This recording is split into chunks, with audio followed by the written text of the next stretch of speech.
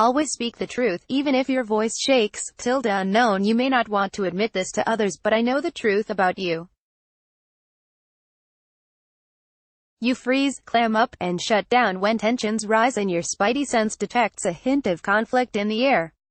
You run for cover during the storm, and when it's over, you judge yourself for not having delivered the perfect soliloquy in the heat of the moment to convey your point and get what you need and deserve. And then you collapse into a hot mess of blame and shame. I get it. I used to be an expert in hiding. I vividly recall finding myself in tears in a colleague's office after a particularly difficult meeting. My work was sidelined, and it was made abundantly clear that my contribution and presence weren't valued. I felt passed over, ignored, and worst of all, not seen. I was too scared to say anything in the moment, and I didn't even have the right words to express what was on my mind. What I wanted to say was nothing out of the ordinary. But when you're feeling intimidated, that really doesn't matter. Even sharing something as benign as what you've been working on seems impossible, let alone requesting a tiny amount of airtime to do so. I left work that day unable to make sense of what had happened and how to move through the emotional state that I was left in. Sadly, this wasn't the only difficult interaction that I came across early on in my career. The other ones involved yelling, passive-aggressive remarks, dysfunctional team dynamics, and me remaining silent, not knowing how to handle it all, while expertly judging myself for not doing better. Yes, I was that person. Perhaps you can relate. Maybe you're afraid to confront a loved one who has violated your boundaries because you don't want to damage the relationship. Or perhaps you're in an abusive situation and you're worried that others won't believe all of the awful things you've lived through.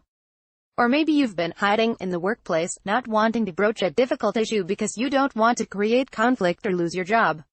I get it. There are risks to rocking the boat, and sometimes those risks are worth taking because the cost of remaining silent is too high.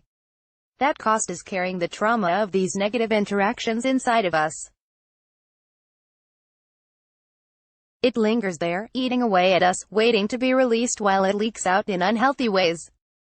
We might take our frustration out on ourselves by overeating or drinking, or we might let our feelings build until one day we explode on some innocent person who doesn't deserve our rage. And so, I'd like to share what I've learned about loving yourself and to speaking up when you're frozen in fear. My hope is that this will help you remember who you truly are in those difficult moments. So here goes. First and foremost, and I know that this is the very last thing that you want to do, stop thinking. Stop wondering. Stop second-guessing yourself and admit that you're scared. I know it's hard, but accept it. Accept it all. The tension, the anger, the fear, the raised voices, the freezing, all of it. The only way through is to first accept the situation for exactly what it is, and it certainly doesn't mean agreeing with what happened. Then, and this is even scarier, I know, tell someone. Not anyone, but just one compassionate witness. Someone who will listen, not judge, and not tell you what to do next. This is one of the best ways to begin your healing. What stays inside of you unacknowledged and unspoken festers and turns into shame and/or rage. When you let someone else in and receive their empathy and understanding, you're better able to offer these beautiful gifts to yourself.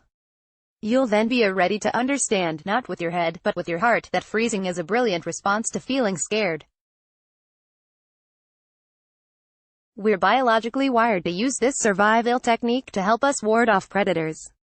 My cat freezes every time I take her to the vet, and it's no better than fighting or fleeing as a response. So please stop judging yourself for doing what the universe innately programmed you to do. And now, for the biggest leap of faith that you'll be asked to take in this lifetime. To effect any real change, you'll need to love yourself exactly as you are right now.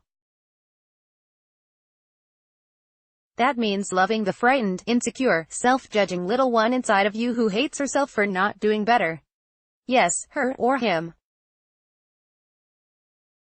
Instead of telling her that she's not good enough, speak to her in the way you'd talk to a child who froze in fear when confronted with a threatening situation. What might you say? It's okay. You're safe now. You're loved. No one can hurt you. You are enough, just as you are. You don't need to change a thing. Once that little one feels truly comforted, she'll be ready to entertain the possibility of speaking up, and then find the courage to do so. Self-love creates strength, confidence, and resilience, and these are the things you need to give yourself a voice. You need strength to speak up, confidence to hold your ground regardless of how you're received, and resilience to handle the response, whatever it may be. This may take a while. Have patience. When she does find her voice, she'll stumble. Her words will come out all clunky at first. She'll feel both embarrassment and exhilaration. Just let her be. Let her live through all of those wild and wonderful emotions, while telling her how incredibly proud you are of her.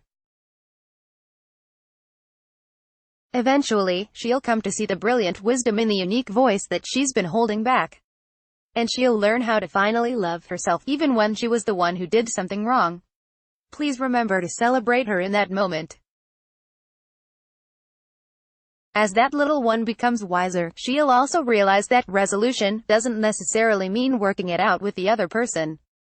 She'll find the courage to speak her truth and walk away with integrity when necessary, finding comfort in the fact that she did her best even when others didn't agree with her decisions.